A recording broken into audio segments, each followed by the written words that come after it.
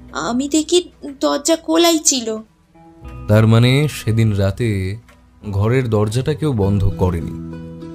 আচ্ছা, হালদার বাবু কি প্রত্যেক রাতে দরজা বন্ধ করে ঘুমাতেন? বাবুর একটু নেশা ছিল। রাতে যখন বাড়ি ফিরে আসতেন তখন তার অবস্থা মোটেই ভালো থাকতো না। নিজের ঘরেই খাওয়া দাওয়া করতেন। ওই নেশার জন্যই তো মায়ের সঙ্গে বাবুর ইদানিং ঝগড়া বন্ধই হতো না। বাবু নিজের ঘরে খাওয়া দাওয়া করলে বাসনপত্র নিয়ে আমি চলে যেতাম। তারপর বাবু নিজের হাতে দরজা বন্ধ করতেন আর আমায় প্রতিদিন বলতেন পরদিন সকালে কটার সময় ডেকে দিতে হবে। তার মানে কাল রাতেও তোমায় বলে দিয়েছিল আজ সকালে কটার সময় ডেকে দিতে হবে? বলেছিল আজ সকালে আমায় 7টার সময় ডেকে দিতে বলেছিল। কোথায় যেন বেরোনোর ছিল, আমি সেই মতো ডাকতে এসেছিলাম। ততক্ষণে মা উঠে পড়েছে, ছোটবাবুও উঠেছে।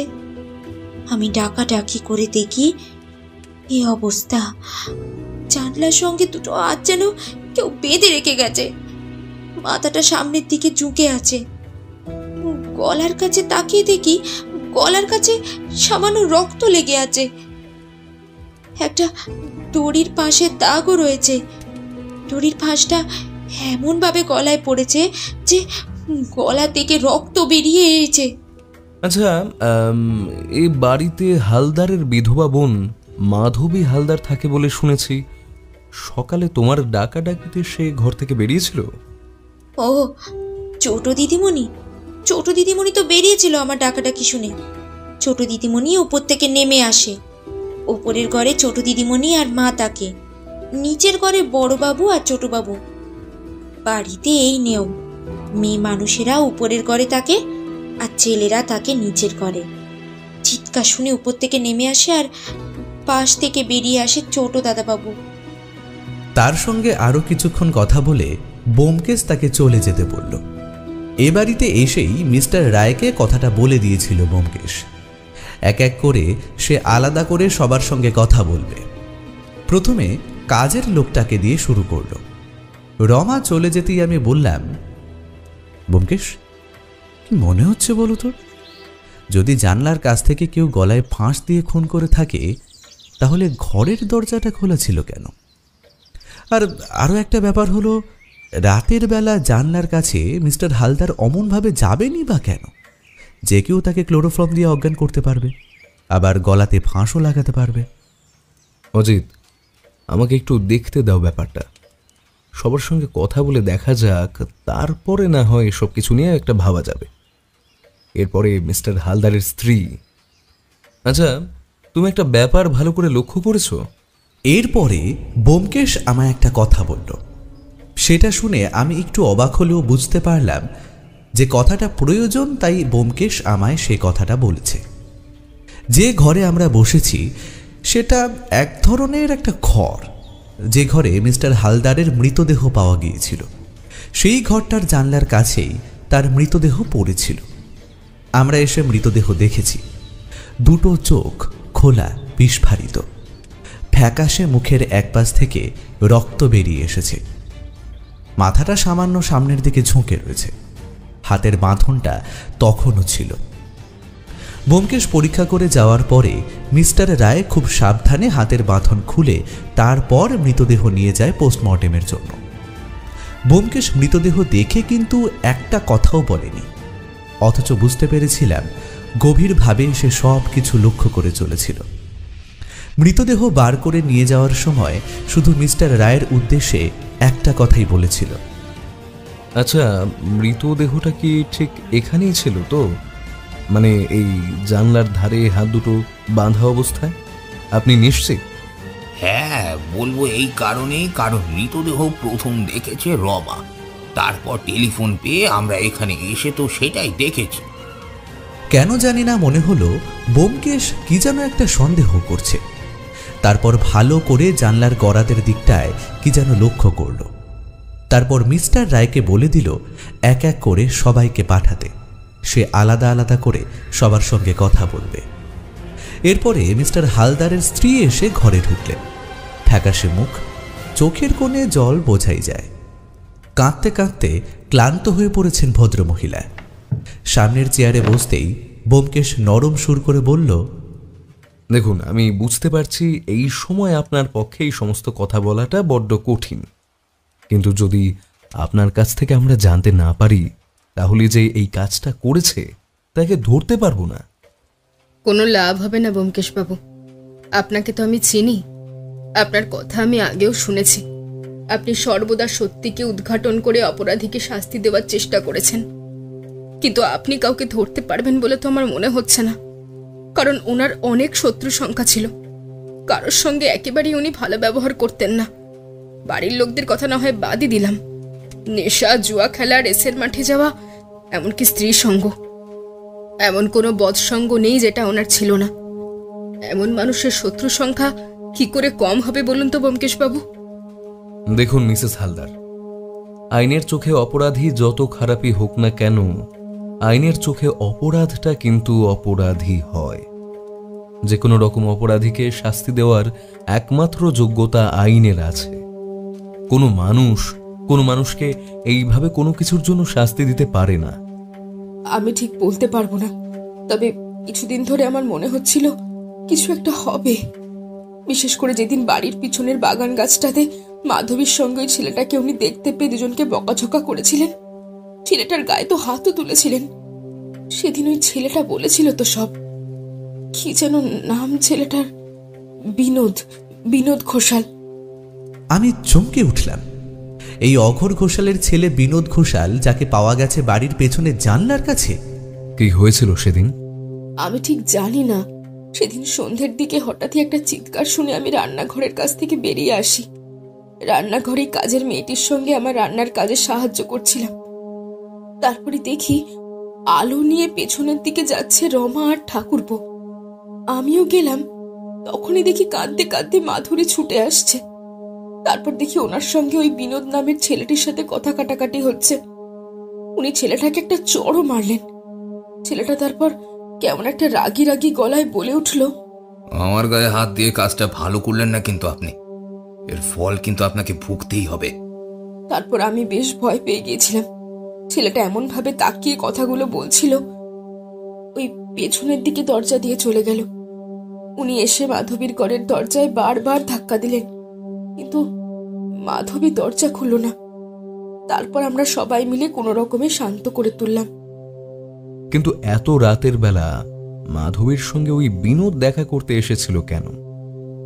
এই প্রশ্নে বোধহয় মিসেস হালদার একটু থতমত খেলেন। একবার এদিক ওদিক তাকিয়ে দেখে নিয়ে চাপা গলায় আস্তে আস্তে বললেন, আসলে মাধবীর সঙ্গে ওই বিনোদের সম্পর্কটা আগেই ছিল। বিয়ের পর মাধবী এই বিষয়ে আমাকে বলেও ছিল, কিন্তু একরকম জোর করেই উনি আর ওনার ভাই মিলে মাধবীকে বিয়েটা দেয় অন্য জায়গায়।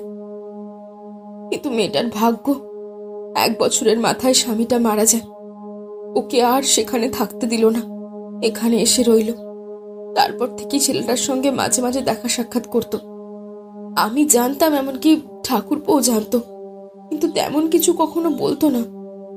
কিন্তু সেদিন উনি বোধহয়... তার মানে আপনি বলতে চাইছেন মাধবীর সঙ্গে ওই বিনোদ ঘোষালের সম্পর্কের ব্যাপারটা আপনার বাড়িতে সকলে জানলেও মিস্টার হালদার জানতেন না, এবং মিস্টার হালদার সেদিন জানতে পারায় এবং হাতে নাতে ধরা পড়ায় সমস্যা হয়েছিল, এবং সেদিন বিনোদ হালদার মিস্টার হালদারকে শাসিয়েছিল তাকে খুন করবে বলে। মিসেস হালদার মুখে কোনো কথা বললেন না। ব্যোমকেশ বলল, কিন্তু আর কারোর কথা আপনার মনে পড়ে? মানে আর কেউ তাকে খুন করে থাকতে পারে? আপনি বলতে চাইছেন তার অনেক শত্রু রয়েছে, কিন্তু আপনি জানেন এমন শত্রু আর কেউ? এর চেয়ে বেশি আর কিছু মিসেস হালদার বলতে পারলেন না। একসময় মিস্টার হালদারের ছোট ভাই শীর্ষেন্দু হালদার ঘরে এলো। তার মুখটা কেমন যেন বিরক্ত মাখা। চেয়ারে বসে প্রথমে বলল, দেখুন, আজ সকালে পুলিশ একবার জেরা করেছে, তারপরেও আপনাদের সঙ্গে কথা বলতে হচ্ছে। এমনিতেই পুলিশ দাদাকে নিয়ে গেছে, ওদিকে কত সময় যে লাগবে সেটাও তো বুঝতে পারছি না। বাইরেও তার উপর এমন অবস্থা। আচ্ছা, এই সময় যদি আপনাদের সঙ্গে কথা না বলি তাহলে কি পরে সমস্যা হবে? আচ্ছা, মৃত্যুর আগের দিন রাতে আপনার সঙ্গে আপনার দাদার একটা ঝামেলা হয়েছিল বলে শুনেছিলাম। সেটা ঠিক কিরকম? আশ্চর্য, আপনি বলতে চাইছেন ওইটুকু ঝামেলার জন্য আমি ওনাকে খুন করতে গেছি? খুন করার কথা আমি একবারও বলিনি। আমি শুধু জিজ্ঞাসা করেছি ঝামেলাটা কি নিয়ে হয়েছিল। সেদিন দাদা একটু বাড়াবাড়ি করে ফেলেছিল। এমনিতে ইদানিং দাদার সমস্ত কিছুই মাত্রা ছাড়িয়ে যাচ্ছিল। অতিরিক্ত মদ্যপান, বাড়ি ফিরে ঝামেলা, এসব কিছু তো লেগেই ছিল। আসলে আমাদের বাড়ির সমস্ত ব্যাপার বাড়ির মধ্যেই থাকতো। বুঝতেই পারছেন দাদার ব্যবসাটা বেশ বড়, তাই বাড়ির কোনো সমস্যা বাইরে বের হলে দাদার সমস্যা হতে পারে। আর ব্যবসাটা যেহেতু পারিবারিক, তাই সেটা সমস্যার কারণ হবে। তাই আমরা বাড়ির ব্যাপার কখনোই বাড়ির বাইরে বার করতাম না। এমনকি আমাদের কাজের লোক রমা এবং রান্নার মহিলাটিও আমাদের এই দিকটা খেয়াল রাখত। কিন্তু সেই দিন দাদা বৌদির গায়ে হাত দিয়েছিল, এবং সেটা যাতে বাড়াবাড়ির পর্যায়ে চলে না যায় তাই জন্যেই আমি মাঝখানে এসেছিলাম। তবে সেদিন রাতে... দাদা, তোমার কি মাথা খারাপ হয়ে গেছে? তুমি সব কি করছো? বৌদির গায়ে হাত তুলছো তুমি শেষে? শীর্ষেন্দু, আমার সামনে থেকে সরে যাও। আমায় প্রশ্ন করা, আমার মুখে মুখে উত্তর দেওয়া, আজ আমি আর অপেক্ষায় থাকবো না। এই বেল্ট দিয়ে যদি আমি ওকে আজ না মারি, তাহলে আমার নাম অবনী হালদার নয়। পাগল হয়ে গেছো তুমি। দিনে দিনে তুমি বাড়াবাড়ি করে ফেলছো দাদা।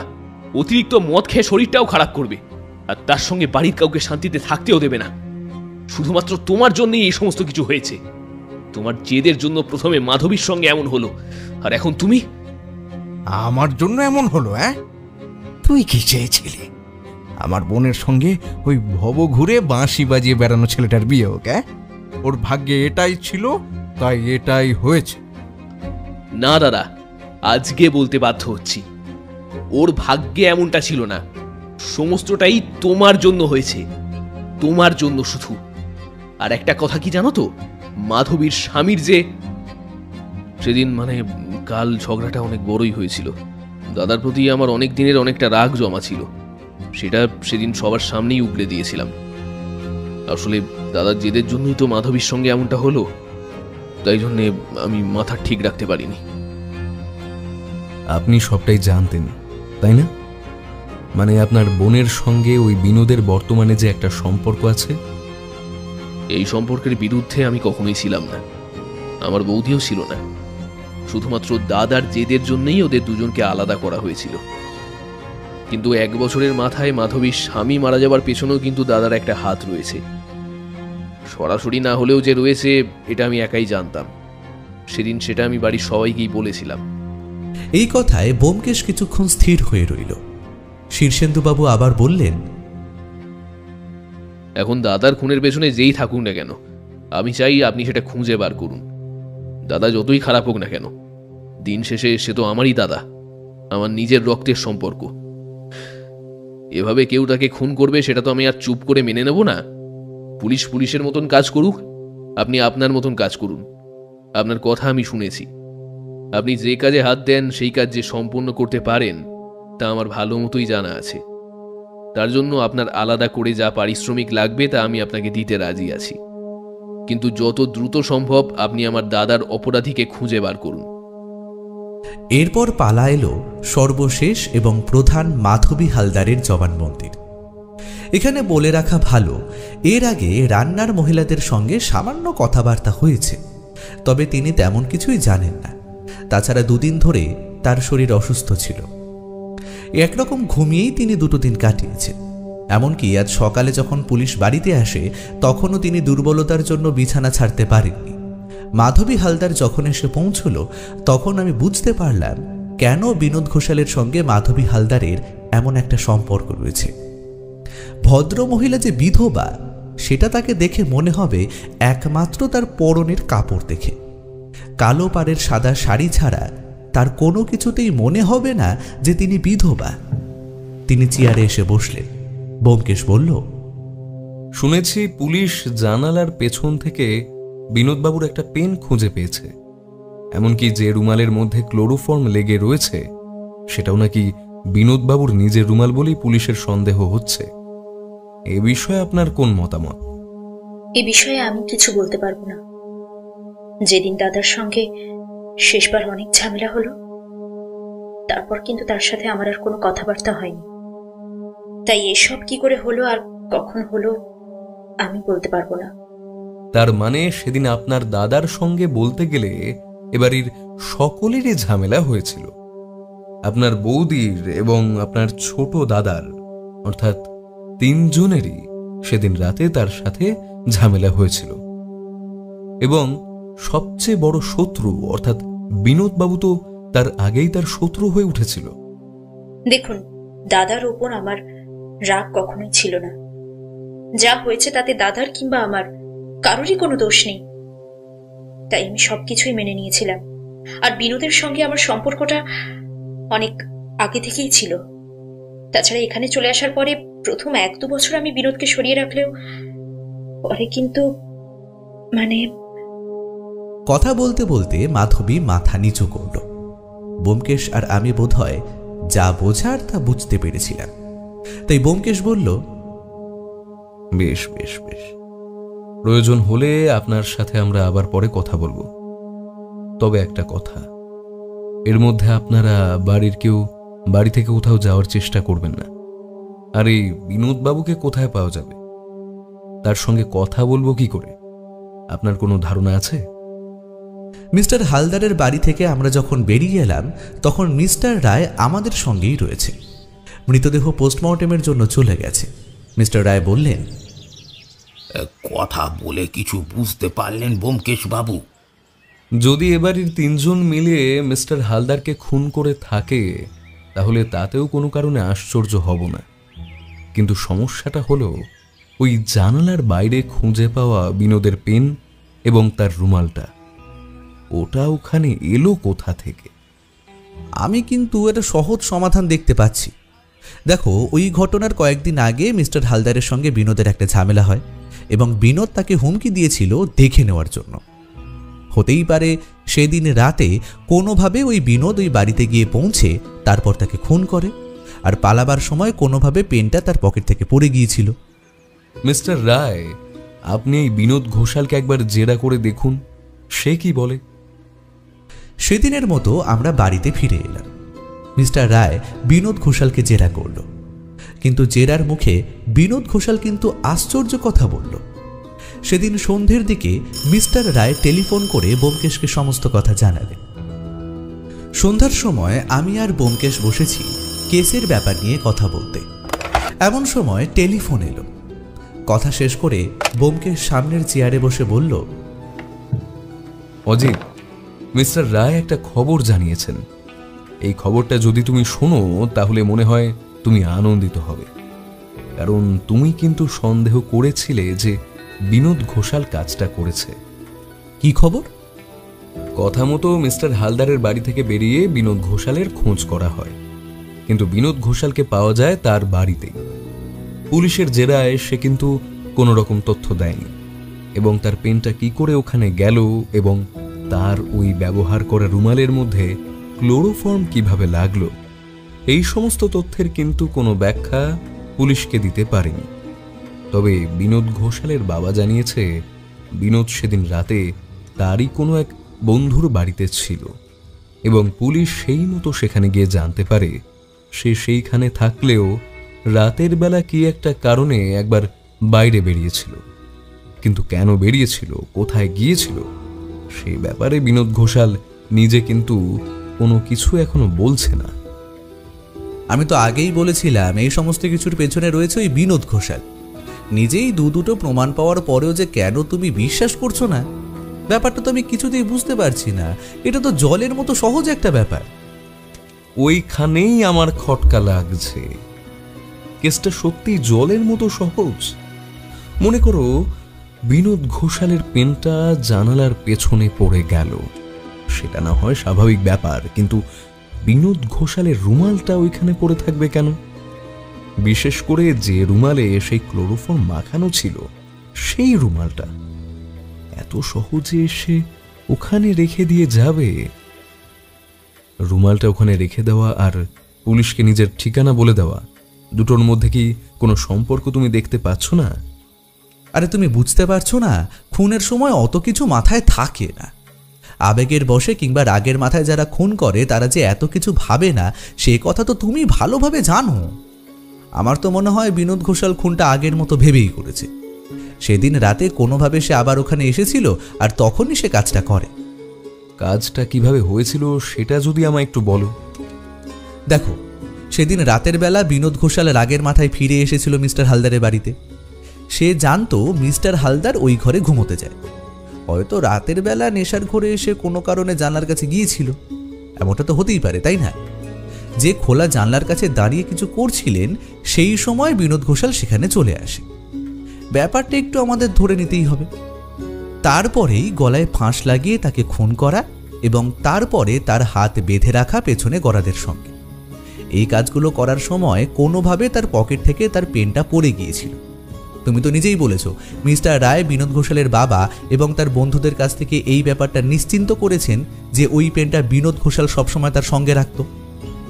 তাহলে তো 2 2 4 হয়েই যাচ্ছে ব্যোমকেশ। শুধুমাত্র কিভাবে বিনোদ ঘোষাল মিস্টার হালদারকে জানলার কাছে ওই সময় পেয়ে গেল সেটা নিয়েই তোমার প্রশ্ন থাকতেই পারে। কিন্তু হতে পারে সেই সময় কোনোভাবে মিস্টার হালদার জানলার কাছে গিয়েছিল। তুমি বুঝতে পারছো না অজিত, তুমি বুঝতে পারছো না। কোনোভাবে জানালার কাছে মিস্টার হালদার গিয়েছিল এটা কোনো প্রমাণ নয়। এই সূত্র ধরে আমরা এগোতে পারবো না। আর সবচেয়ে বড় একটা ব্যাপার কিন্তু তুমি ভুলে যাচ্ছ, ওই দরজাটা। ব্যোমকেশের কথায় আমি অবাক হয়ে গেলাম। বললাম, দরজা? কোন দরজা? কোন দরজার কথা বলছো বলো তো তুমি? এত সহজে ভুলে গেলে চলবে না। দেখো, আমার যতদূর মনে হয় বিনোদ ঘোষাল বাদে ওই বাড়ির 3 জনের মধ্যে অন্য কেউ কাজটা করেছে। আর না হলে এমন কেউ কাজটা করেছে যার সঙ্গে বিনোদ ঘোষালের সেদিন রাতে দেখা হয়েছিল। কিন্তু সমস্যাটা হলো বিনোদ ঘোষাল যাকে বাঁচাতে চাইছে সে কে এবং কেন তাকে বাঁচাতে চাইছে। ব্যোমকেশের কথা আমি কিছুই বুঝতে পারছিলাম না। তবে এটা বুঝতে পারছিলাম সে কোনো না কোনো একটা অ্যাঙ্গেল থেকে ব্যাপারটাকে ভাবছে। ব্যোমকেশের ভাবনা আর আমার ভাবনার মধ্যে যে মাঝে মাঝে ফারাক থেকে যায় সেটা আমি ভালোভাবেই জানি। হয়তো সে এমন কিছু একটা দেখতে পেল যেটা আমি দেখতে পাইনি। তাছাড়া আমি শুধু অনুমান করেছি বিনোদ ঘোষাল খুনটা করেছে। সত্যি তো তেমন কোনো শক্তপোক্ত প্রমাণ আমার হাতে নেই। কিন্তু মিস্টার রায়ের তল্লাশিতে যে কয়েকটা তথ্য উঠে এসেছে তাতে বিনোদ ঘোষাল যে নিরপরাধ নয় সেই কথাটাই তার পক্ষে খাটে। তবে মিস্টার রায়ের কথা শুনে আমি একটু খুশি হয়েছিলাম। ব্যোমকেশকে যেন একটু বেশিই চিন্তিত বলে মনে হচ্ছিল।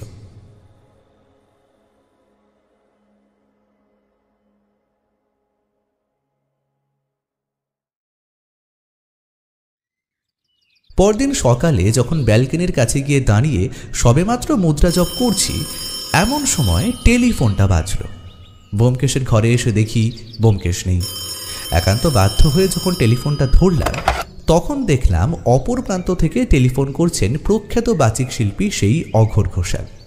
তিনি বললেন, ব্যোমকেশবাবু, আপনি আমার ছেলেকে সন্দেহ করছেন বলে আমি শুনেছি, কিন্তু বিশ্বাস করুন ব্যোমকেশবাবু, আমার ছেলে কিন্তু এমন কাজ করতে পারে না। আসলে আমি ব্যোমকেশ নই, আমি ব্যোমকেশের বন্ধু অজিত বন্দ্যোপাধ্যায়। আপনি যদি পরে একবার টেলিফোন করেন কিংবা ব্যোমকেশ এলে আমি আপনাকে টেলিফোন করতে বলবো। অপর প্রান্ত থেকে সামান্য কিছু সময় নীরবতা শোনা গেল। কোনো এক পাশ থেকে কে একজন কি বলছে শোনা গেল, কোনো একটা মহিলার কণ্ঠস্বর। তারপরে ভদ্রলোক আবার বললেন, আপনি তো অজিত বাবু, ব্যোমকেশ বক্সির সহকারী আপনি। তাহলে আপনাকেই বলছি, বিশ্বাস করুন, আমার ছেলে এমন কাজ কিন্তু করতে পারে না। আমার ছেলের সঙ্গে যে ওই মেয়েটির একটা সম্পর্ক ছিল তা আমি আগেও জানতাম। সত্যি বলতে আমি ভেবেছিলাম সমস্তটাই ভালোভাবে ঠিক হয়ে যাবে, কিন্তু হঠাৎ করেই যে মেয়েটার এমন ভাবে বিয়ে হয়ে গেল, তারপরও ভেবেছিলাম যে আমার ছেলেটা হয়তো সবকিছু বুঝতে পারবে, কিন্তু এমন কাজ যে করবে তাতে আমি সত্যি লজ্জিত। বুঝতেই পারছেন এই সমস্ত ব্যাপার বাইরে বেরিয়ে এলে আমার কতটা অপমান হবে। এসব একপাশে সরিয়ে রাখলেও আমার ছেলেকে তো আমায় বাঁচাতে হবে। কিন্তু বিশ্বাস করুন, আমার ছেলে বলে বলছি না, ও এমন কাজ করতে পারে না, ও কাউকে খুন করতে পারে না। দেখুন, যেদিন মিস্টার হালদার মারা যান তার কয়েকদিন আগে কিন্তু আপনার ছেলে তাকে প্রাণে মারার হুমকি দিয়েছিল। এমনকি তার প্রত্যক্ষ সাক্ষী ওই বাড়ির 4 জন রয়েছে।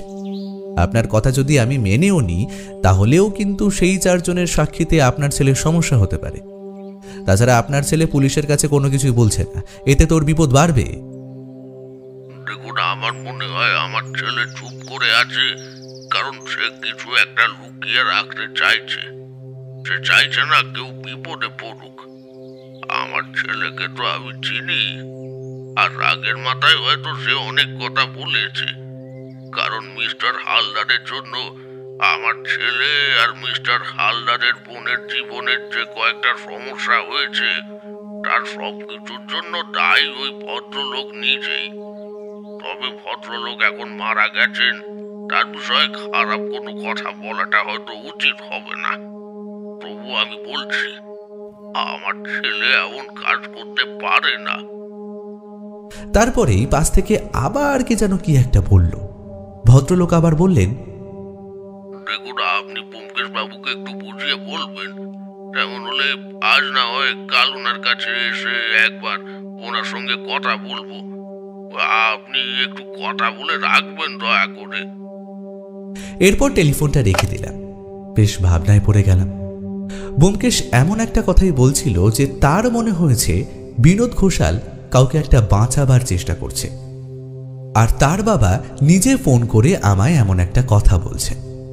যদিও তার ছেলেকে বাঁচানোর জন্য তিনি এমন কথা বলেই থাকেন, কিন্তু এই ভদ্রলোকের ব্যাপারে যতদূর শুনেছি, ভদ্রলোক বেশ ভালো মানুষ। তাহলে কি আমারই কোথাও ভুল হচ্ছে? তাহলে কি বিনোদ ঘোষাল অপরাধী নয়? এই অপরাধের পেছনে অন্য কারোর হাত আছে? কিন্তু তাহলে বিনোদ ঘোষাল চুপ করে আছে কেন? জেনে শুনে কেউ অপরাধের খাড়া নিজের মাথায় নেমে আনতে দেবে কেন? ব্যোমকেশ এলো সেদিন বিকেলের দিকে, আর ব্যোমকেশের মুখে তখন কিন্তু আর আগের মতন সেই চিন্তার ভাবটা নেই। তার মুখ বেশ হাসি খুশি আর মন প্রফুল্ল। চিন্তা ছেড়ে দিয়ে বেশ ছন্দবদ্ধ গতিতে উপরে উঠে আসছিল।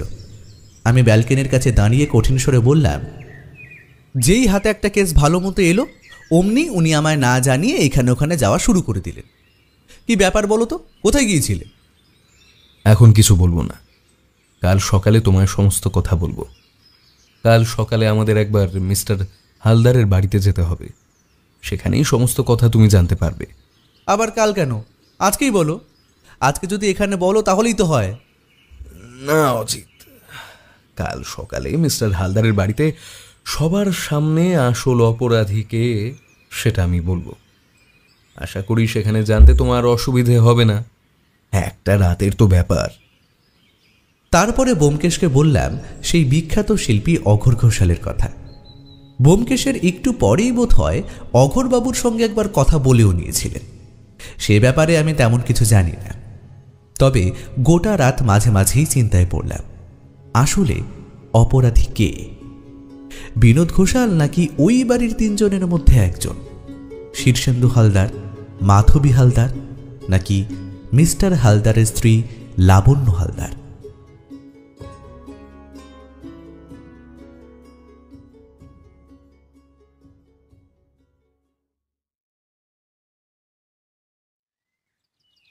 পরদিন যথাসময় মিস্টার রায় এসে আমাদেরকে নিয়ে গেলেন মিস্টার হালদারের বাড়িতে। আমি তো এটাই বুঝতে পারছি না ব্যোমকেশ বাবু, আপনি যখন বুঝতেই পেরেছেন কাজটা কে করেছে, তাহলে তার কথা বলে দিচ্ছেন না কেন? এভাবে শুধু শুধু অপেক্ষা করাবার তো কোনো মানে হয় না। সামান্য একটু অপেক্ষা যে করতেই হবে, একজন আসবে, সে না আসা পর্যন্ত আমি কিছুই বলতে পারবো না। আমায় ক্ষমা করবেন শীর্ষেন্দু বাবু। ওনাকে যে খুন করেছে তার যেন চরমতম শাস্তি হয়, তাকে যেন কোনোভাবেই মাফ না করা হয়। বৌদি, তুমি নিজেকে একটু সামলাও। তাছাড়া ব্যোমকেশ বাবু যখন আছেন, দারোগাবু আছেন, ওনারা নিশ্চয়ই ব্যাপারটা দেখবেন। আমরা শুধু জানতে চাই অপরাধীটা আসলে কে, তারপর বাকি সমস্ত কিছুই আইনের হাতে রয়েছে। একটু পরে 2 জন কনস্টেবলের সঙ্গে বিনোদ এসে পড়ল সেখানে। তাকে দেখে এবারে সকলেই যেন নিজেদের বসার জায়গা ছেড়ে উঠে দাঁড়ালো। মিস্টার রায় তাদের আশ্বস্ত করে বসতে বলল। বিনোদকে একটু দূরে একটা চেয়ারে বসানো হলো। এরপরে ব্যোমকেশ বলতে শুরু করলো। এখানে প্রথমে একটা কথা বলা দরকার, একদম প্রথম থেকে বলা দরকার। এই বাড়িতে যে 4 জন বসে আছেন, এই 4 জন কিন্তু মিস্টার হালদারের শত্রু ছিলেন, মানে কোনো না কোনো সময় শত্রু হয়ে উঠেছিলেন। শীর্ষেন্দু বাবুর সঙ্গে ব্যবসা সংক্রান্ত ব্যাপারে মাঝে মাঝে মিস্টার হালদারের ঝামেলা হতো, কিন্তু সেই সমস্ত ঝামেলাগুলো বাড়িতে হতো না, তাই সে ব্যাপারটা কেউ জানতে পারতো না। এ ব্যাপারে আমি মিস্টার হালদারের ওয়ার্কশপ যেখানে, সেখান থেকে জানতে পেরেছি। মিস্টার হালদারের সঙ্গে তার স্ত্রীর লাবণ্য হালদারের সম্পর্কটা খুব একটা ভালো ছিল না, এমনকি ইদানিং সেটা আরো বেশি খারাপ হয়ে উঠছিল। তাই তার পক্ষেও মোটিভ ছিল এবং সুযোগও ছিল কাজটা করার জন্য। এসব কি বলছেন আপনি? আমি ওনাকে মারতে যাব কেন? আমি শুধু সম্ভাবনার কথা বলেছি মিসেস হালদার, আমায় শেষ করতে দিন। এবার যার উপর সকলেরই চোখ ছিল তিনি হলেন এই বিনোদ ঘোষাল। বিনোদ ঘোষালের সঙ্গে মিস্টার হালদারের সেদিন একটা বড়সড় ঝামেলা হয়।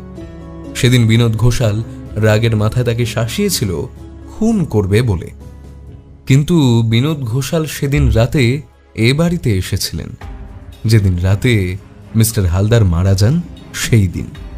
এই কথায় ঘরের ভেতরেই সকলে যেন কেমন চঞ্চল হয়ে ওঠে। শীর্ষেন্দুবাবু বলে ওঠেন, তার মানে বিনোদ দাদাকে খুন করেছে? দাঁড়ান দাঁড়ান, আমি বলেছি বিনোদ ঘোষাল রাতের বেলায় এ বাড়িতে এসেছিল, কিন্তু আমি তো এটা একবারও বলিনি যে বিনোদ ঘোষাল কাজটা করেছে। এ বাড়িতে আসা আর খুন করার মধ্যে কিন্তু অনেকটা ফারাক আছে।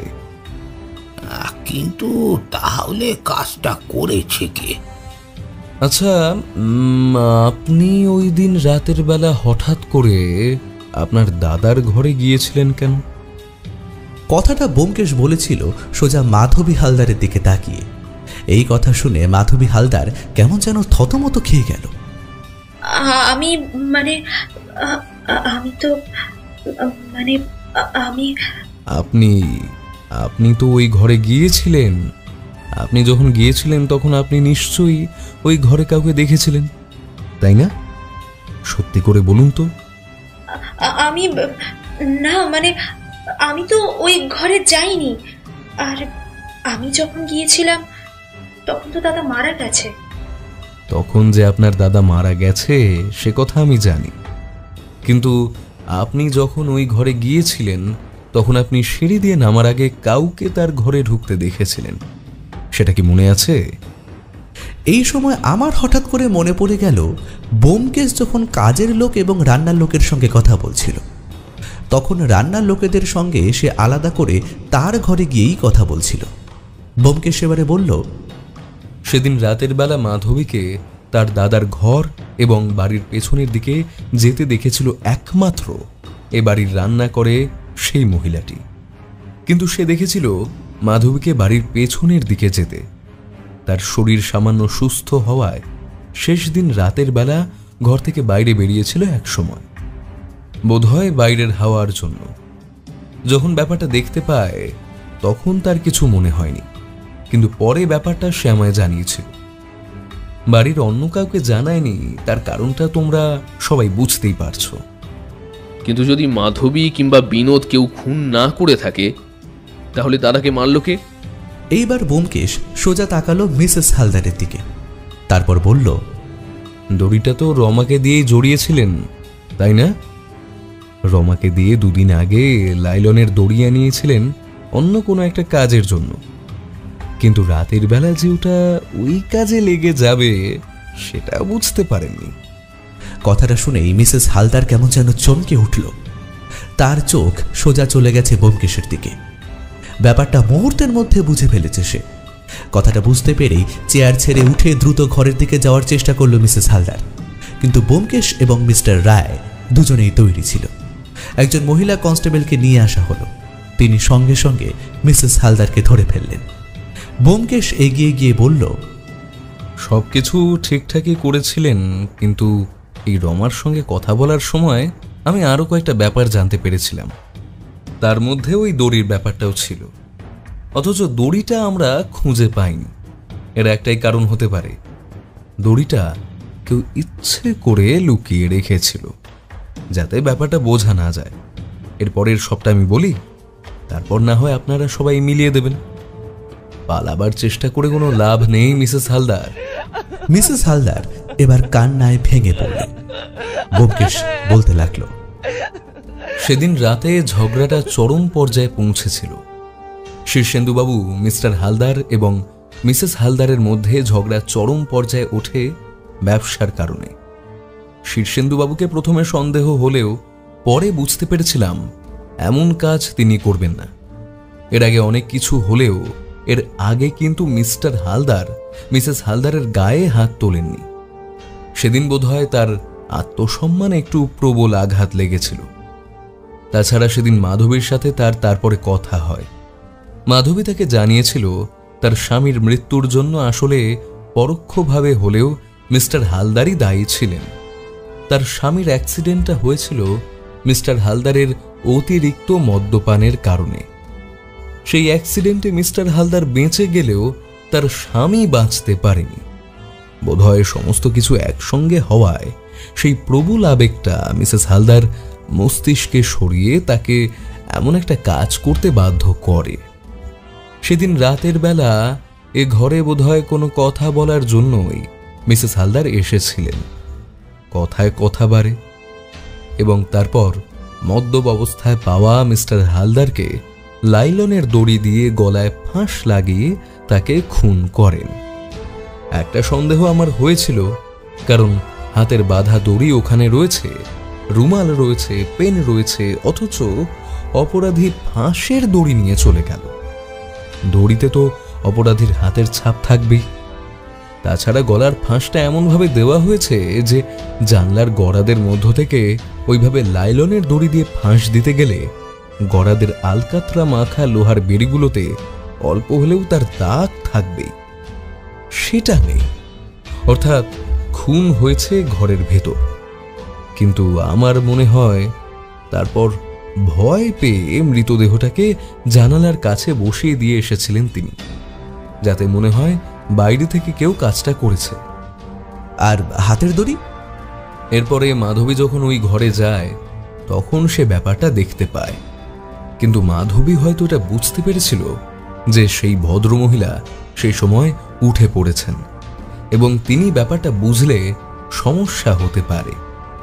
মাধবী তারপর এই বাড়ির পেছনে চলে যায়, কারণ সেদিনই বিনোদ ঘোষালের এখানে আসার কথা। সমস্ত কথা শুনে বিনোদ মাধবীকে চলে যেতে বলে এ ব্যাপারটা সামলে নেবে এবং তারপর বিনোদ কি করেছিল সেটা বিনোদের মুখেই আমরা শুনি। বিনোদ কিছুক্ষণ চুপ করে বসে রইল, তারপর বলল, তদন্ত যদি হয়, পুলিশ যদি আসে, তাহলে যদি কোনোভাবে মাধবী ধরা পড়েছে, তাই আমি ঠিক করলাম সমস্ত দায় আমার কাঁধে নেব। এমনিতেই সবার সামনে আমি দাদাকে এমনভাবে হুমকি দিয়েছি, পুলিশ আমাকে সন্দেহ করবে অনায়াসে। বন্ধুর বাড়ি থেকে ক্লোরোফর্ম জোগাড় করে আবার এনে ক্লোরোফর্ম মেশানো রুমাল এবং পেন সেখানেই ফেলে দিলাম। অথচ দাদার মৃতদেহটা নিয়ে গিয়ে মাধবী জানলার কাছে রেখেছিল এবং আমদড়ি দিয়ে বেঁধে দিয়েছিলাম তার হাতটা। মিস্টার রায় তদন্ত করল। বিনোদের বন্ধুর কাছ থেকে প্রথমে এই ব্যাপারে কথা জানা গেল।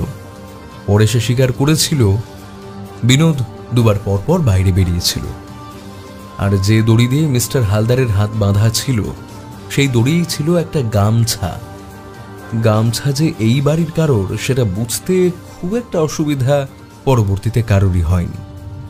ব্যোমকেশবাবু, আপনি প্রকৃতই সত্যান্বেষী। আপনি আমার দাদার খুনের সত্য উদ্ঘাটন করেছেন। তাতে আমার যেমন ভালো লাগছে, তেমন বৌদি যে এমন একটা কাজ করবে সেটা আমি আগেই বুঝতে পেরেও ছিলাম। কিন্তু বৌদিকে বাঁচাবার কি কোনো রাস্তাই নেই ব্যোমকেশবাবু? এ বিষয়ে আমার হাত বাঁধা। আমার কাজ সত্য অনুসন্ধান করা। শীর্ষেন্দুবাবু, বাকি সমস্ত কিছু মিস্টার রায় আর আদালত বুঝবে। চলে এসো অজিত, আমাদের ফিরতে হবে।